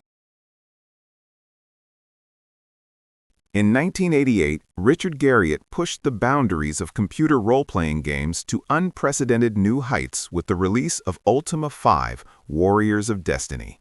Following the establishment of the noble 8 virtues in the previous game, Ultima 5 took a brilliantly dark and mature narrative turn. The beloved Lord British has gone missing in the underworld, leaving the realm of Britannia under the tyrannical rule of Lord Blackthorn. Corrupted by the sinister Shadow Lords, Blackthorn twists the virtues into a set of draconian authoritarian laws where minor infractions are punished by death. This forced players into an incredibly nuanced moral gray area. Instead of being a celebrated hero, the avatar becomes an outlaw fighting against a corrupted system. From a technical standpoint, Ultima 5 was an absolute marvel. It introduced a highly sophisticated day and night cycle that radically altered the gameplay. For the very first time in the series, non-player characters had their own daily schedules. They would wake up, go to work, eat, and sleep at specific times. You could even interact with the environment in unprecedented ways, like playing a harpsichord or pushing grandfather clocks. With its staggeringly detailed world, deep tactical combat, and mature storytelling, Ultima 5 set a new gold standard for the PC RPG genre in 1988. While the original Wonder Boy was a straightforward, relentlessly fast-paced arcade platformer, its sequel, Wonder Boy in Monsterland, underwent a massive metamorphosis. Although it initially hit Japanese arcades in late 1987, its incredibly popular and highly influential port for the Sega Master System arrived in 1988, completely changing the landscape for Sega's 8-bit console. Developed by Weststone, the game took the bold step of blending traditional side-scrolling platforming with deep role-playing game mechanics, creating an early, vital blueprint for the action RPG genre. As the hero Bok Lee, players were no longer just running to the right and throwing stone axes. Instead, defeated enemies dropped gold coins that could be spent in various shops scattered throughout the levels. Players had to carefully manage their economy to purchase upgraded swords, stronger armor, better shields, and magical spells. You could even interact with NPCs, like the memorable tavern-keeping pigs who provided vital hints and clues. The game also featured a hidden timer mechanism, where taking too long in a level would slowly drain your health, keeping the arcade-style tension alive. By successfully marrying the immediate thrill of an action game with the satisfying progression of an RPG, Wonder Boy in Monsterland became a definitive, must-play title in 1988. Long before the Fallout franchise popularized the post-apocalyptic RPG, a massive, irradiated foundation was laid in 1988 with the release of Wasteland. Developed by Interplay Productions and designed by a team that included Brian Fargo and Michael Stackpole, Wasteland traded the tired tropes of medieval fantasy for the scorched, mutant-infested deserts of a post-nuclear World War III survival scenario. You took command of a party of desert rangers, remnants of the U.S. Army, tasked with investigating disturbances across a desolate, unforgiving landscape. What made Wasteland a true revelation in 1988 was its incredibly deep pen-and-paper-inspired skill system. Instead of simply attacking or casting spells, characters had specific, highly specialized skills like lockpicking, metallurgy, cryptology, and even toaster repair. The game was designed to allow multiple solutions to a single problem based entirely on your party's unique skill makeup. Furthermore, Wasteland featured a persistent world, which was a staggering technical achievement at the time. If you blew up a door, killed an NPC, or fundamentally altered a town, the game saved those changes directly to the floppy disk. That door stayed destroyed for the rest of your playthrough. With its gritty writing, deeply reactive world, and innovative mechanics, Wasteland didn't just stand out in 1988, it essentially birthed the modern post-apocalyptic video game genre. The year 1989 was a watershed moment for the video game industry. It was a time of massive generational leaps, shifting paradigms, and the quiet evolution of personal computers into true gaming powerhouses. To understand how the landscape changed, we first have to look at the hardware driving personal computers. In April 1989, Intel introduced a piece of silicon that fundamentally changed what computers could do, the 80486 microprocessor. When Intel officially unveiled the 80486 microprocessor in April 1989, it did not represent a mere step forward in computing power. It was a colossal, industry-shaking leap. To understand the magnitude of this silicon behemoth, you have to look at the physical architecture. The 486 was the very first x86 processor to shatter the 1 million transistor barrier, packing roughly 1.2 million transistors onto a single piece of silicon. This was more than quadruple the density of its predecessor, the highly successful 80386. But Intel didn't just use those extra transistors to blindly increase clock speeds. They completely re-engineered how the processor handled data. One of the most critical architectural breakthroughs was the inclusion of an on-die Level 1 cache. Prior to 1989, processors had to constantly reach out to the system's slower main memory to retrieve instructions and data, creating a massive performance bottleneck. The 486 integrated 8 kilobytes of lightning-fast static RAM directly into the CPU core. By keeping the most frequently used data right next to the processor's calculation engine, the 486 virtually eliminated this wait time. Furthermore, Intel introduced a tightly integrated 5-stage instruction pipeline. This meant the processor could fetch, decode, and execute different parts of multiple instructions simultaneously. Because of these efficiencies, a 486 could execute many instructions in a single clock cycle, making it roughly twice as fast as a 386 running at the exact same megahertz. However, the most important innovation for the future of the video game industry was the integration of a floating point unit, or math coprocessor. Before the 486, complex decimal math, the exact type of heavy calculations required to calculate physics, trace lighting, and render three-dimensional geometry, was painfully slow unless you bought a completely separate, highly expensive coprocessor chip, like the 80387, to plug into your motherboard. With the 486, Intel baked the math coprocessor directly into the main die. Suddenly, high-speed floating-point mathematics became a standard baseline rather than a luxury add-on. While the 486 was initially priced at a premium and targeted strictly at high-end servers and professional workstations in 1989, forward-thinking game developers immediately understood the implications. This chip provided the raw, unadulterated horsepower required to break gaming out of the two-dimensional realm.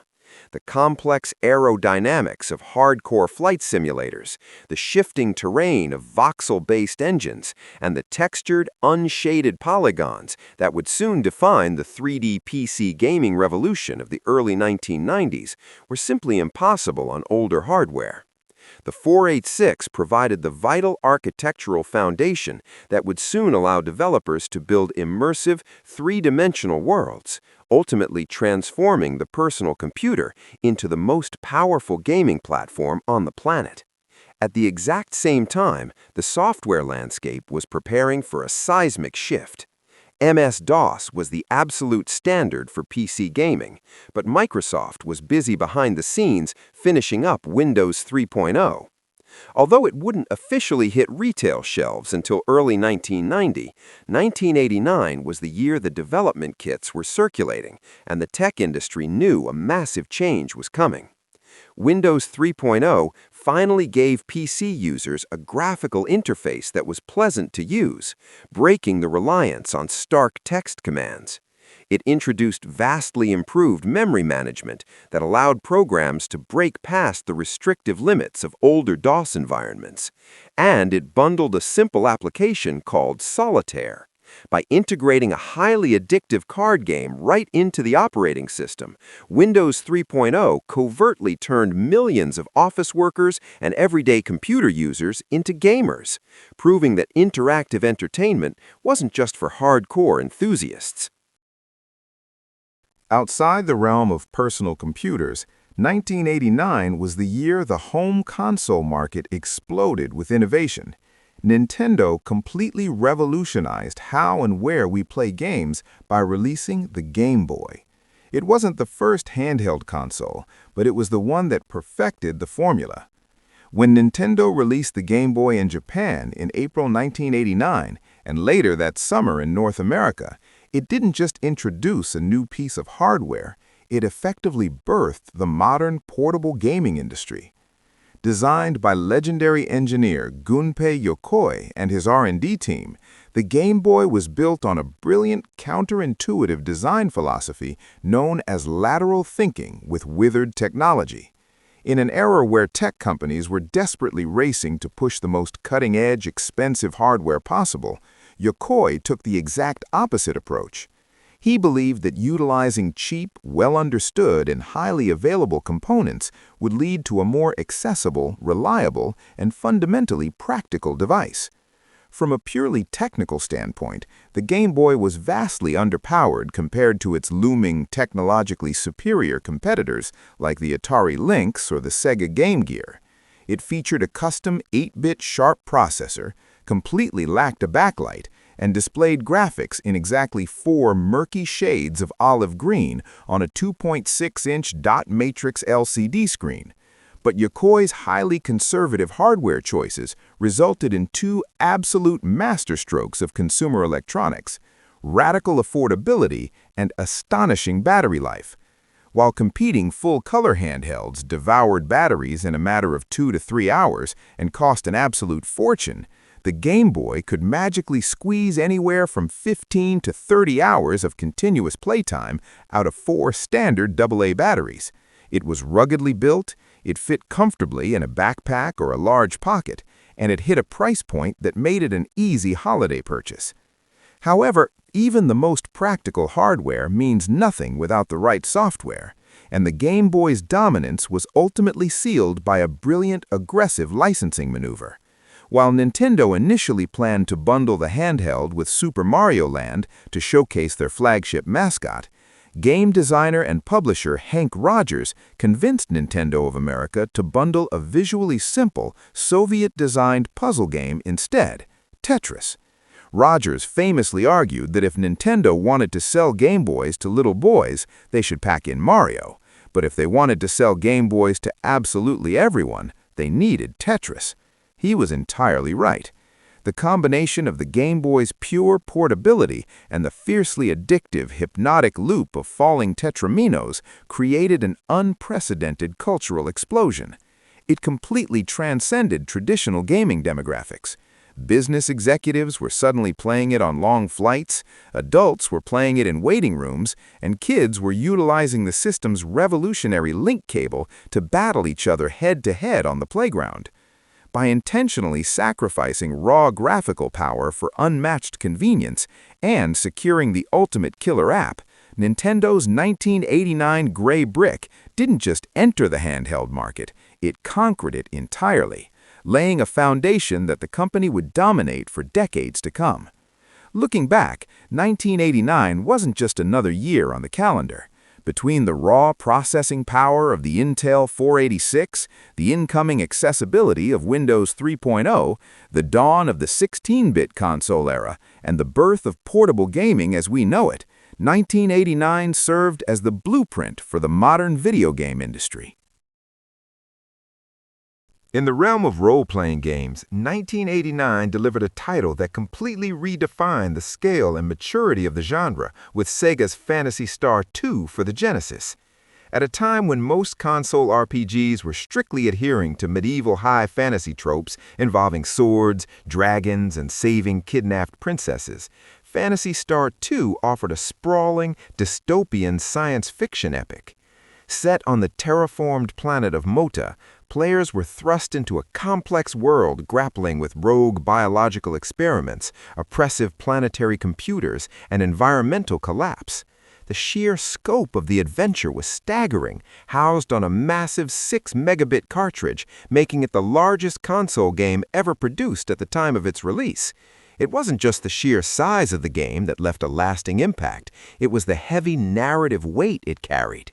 Phantasy Star 2 is heavily remembered for its notoriously punishing, labyrinthine dungeon designs and a shockingly dark, emotionally devastating storyline.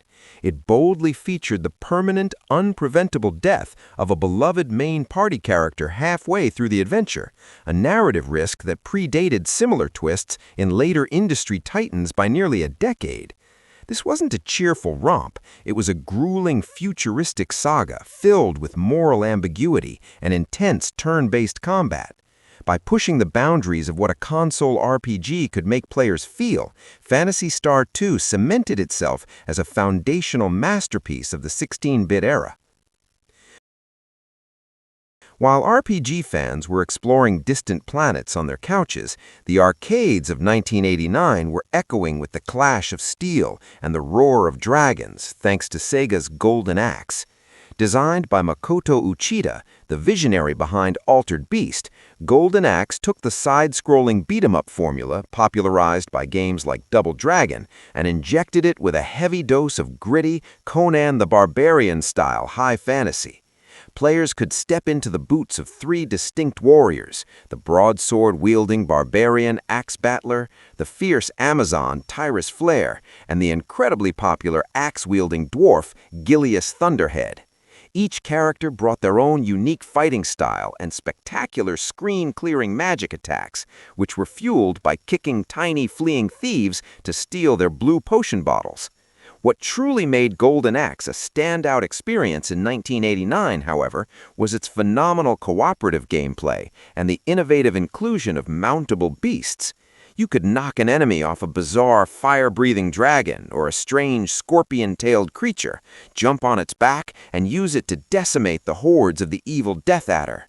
The visceral satisfaction of the combat, combined with the beautifully detailed pixel art and a booming atmospheric orchestral soundtrack, made Golden Axe an absolute quarter-eater.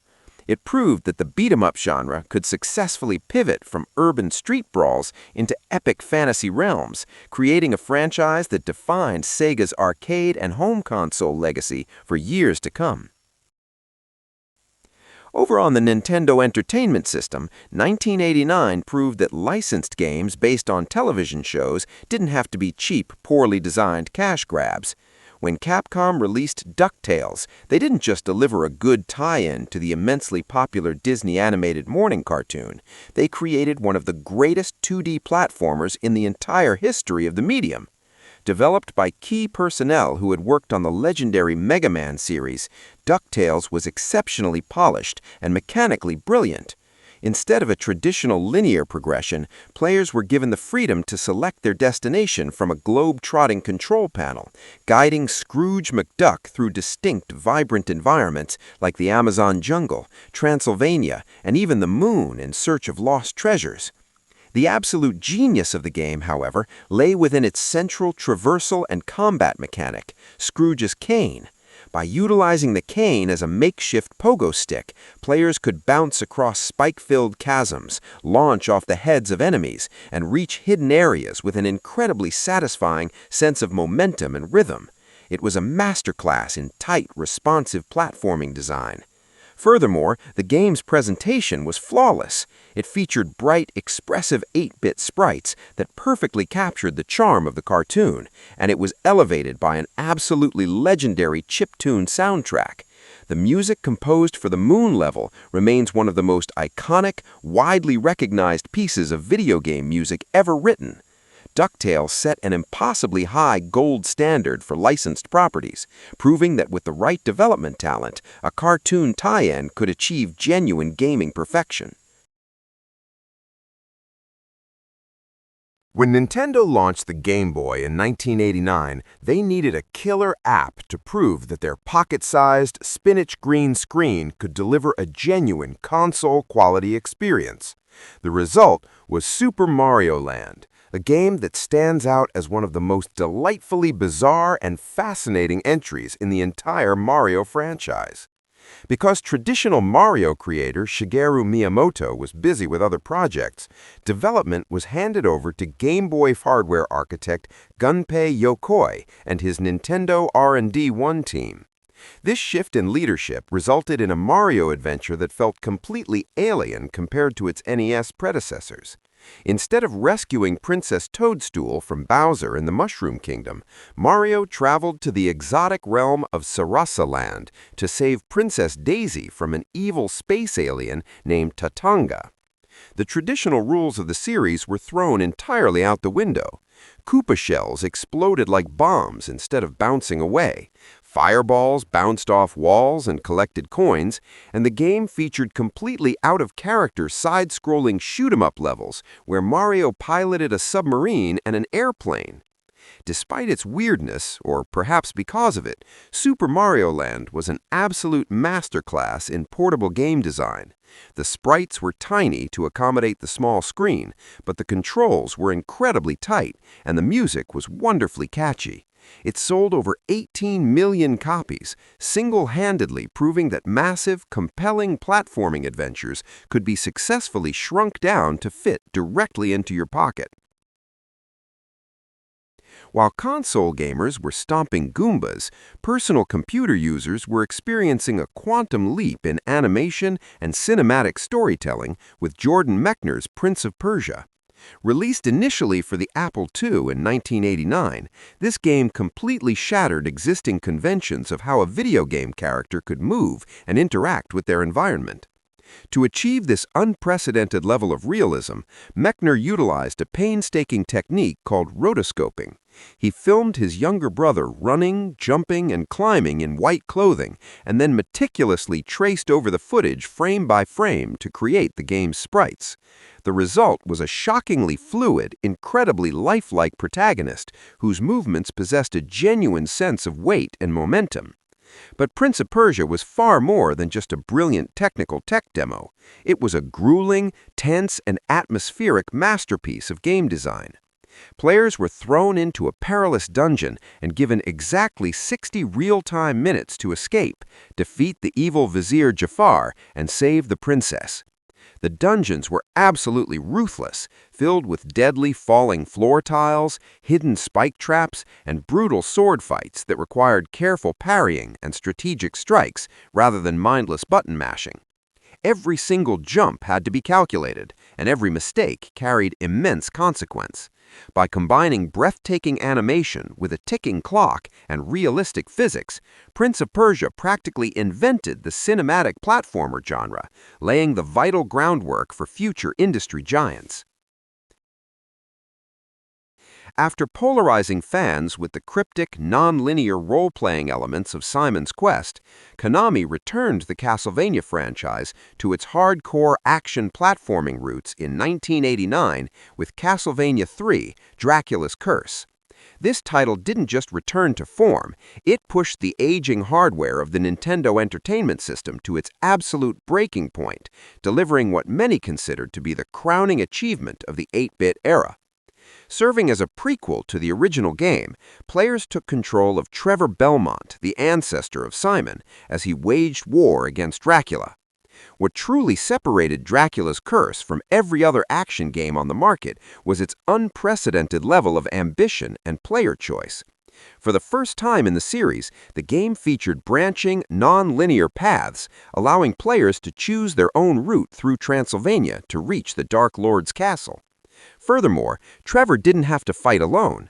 Depending on the path chosen, players could recruit and actively swap between 3 entirely different companion characters: the agile pirate Grant Dynasty, who could climb walls; the powerful sorceress Sypha Belnadez, who wielded devastating elemental magic; and Dracula's own son Alucard, who could transform into a bat to bypass obstacles. This mechanic gave the game an incredible amount of replay value and strategic depth. Accompanied by a legendary sweeping Gothic soundtrack and incredibly detailed atmospheric stage design, Castlevania III offered a dark, sweeping epic that remains one of the greatest side-scrolling action games ever produced. While Nintendo and Sega's Genesis were dominating the headlines, the Sega Master System played host to one of the most ahead-of-its-time action-adventure games ever conceived, Wonder Boy 3: The Dragon's Trap. Developed by Westzone in 1989, this brilliantly crafted title practically laid the blueprint for the Metroidvania genre of exploration-based platformers. The game kicks off with a brilliant subversion of expectations. You start fully powered up, storming a castle to defeat the Mecha Dragon. However, upon landing the killing blow, you're hit with a terrible curse that strips away your armor and transforms you into a fire-breathing lizard man. From there, the true genius of the game reveals itself. The Dragon's Trap abandons linear level progression in favor of a massive, interconnected world filled with hidden secrets, shops, and unreachable areas. To cure your curse, you must defeat other dragons scattered across the land, each of which forces you to transform into a completely different animal form. Players have to master the wall-clinging abilities of Mouse Man, the underwater swimming of Piranha Man, the devastating vertical attacks of Lion Man, and the flight of Hawk Man. Each new form acts as a literal and figurative key, opening up entirely new pathways and encouraging constant backtracking through beautifully drawn, vibrant 8-bit environments. Featuring a robust password save system to accommodate its massive length, incredibly tight platforming mechanics, and a deeply rewarding sense of progression, Wonder Boy 3 remains an absolute marvel of 1989 game design that was years ahead of its competition. While Nihon Falcom initially released the action role-playing game Ys 2 for Japanese microcomputers in 1988, it was in 1989 that the title made a monumental technological leap that would permanently alter the trajectory of the medium. In December 1989, Hudson Soft compiled the first 2 games and released Ys 1 and 2 for the PC Engine CD-ROM 2 in Japan. This wasn't just a simple enhanced port, it was an awe-inspiring demonstration of what the future of video games would look, and more importantly, sound like. By abandoning the strict storage limitations of cartridges and floppy disks for the vast expanse of a compact disc, the developers created an experience that felt genuinely cinematic. Ys 2 picks up exactly where the first game left off, following the red-haired swordsman Adel Christen as he is magically transported to the mythical floating continent of Ys. The core gameplay retained the series' famously fast-paced bump combat system, where players actively attack enemies by ramming into them off-center at high speeds. However, Ys 2 evolved the formula dramatically by introducing a robust magic system. The addition of a fireball spell completely transformed the game's flow, turning incredibly difficult screen-filling boss encounters into thrilling games of ranged strategy, spatial awareness, and rapid evasion. However, the true reason the 1989 CD-ROM release of Ys 2 is etched into gaming history is its unprecedented presentation. The new optical format allowed for beautiful, fully voiced anime-style cutscenes, an absolute rarity that left contemporary players completely speechless. Even more groundbreaking was the soaring Red Book audio soundtrack. The sweeping, electric guitar-driven orchestral arrangements of legendary tracks like To Make the End of Battle proved that video game music could transcend simple synthesized bleeps and bloops to become genuine high-fidelity art. In 1989, Ys 2 didn't just deliver a thrilling, emotional conclusion to a beloved RPG saga, it served as the ultimate proof of concept for the incoming CD-ROM revolution, showing the entire industry that the next generation of gaming would be a massive multimedia experience.